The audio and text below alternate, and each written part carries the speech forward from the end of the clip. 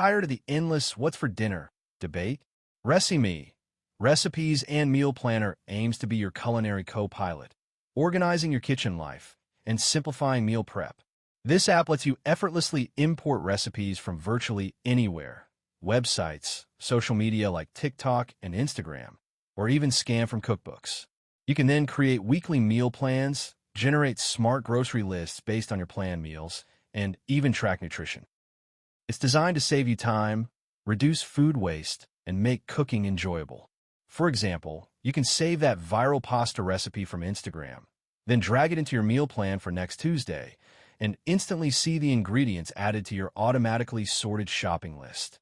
However, the all-in-one promise isn't always perfectly delivered. A common bad experience is that updates to your meal plan often don't automatically sync with the shopping list, requiring manual adjustments, which can lead to forgotten items or frustration.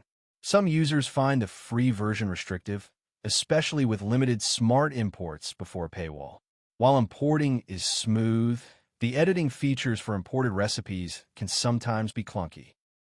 Additionally, the shopping list lacks customization options for categories, and it doesn't always merge duplicate items, making grocery runs less efficient than they could be. What's your thought?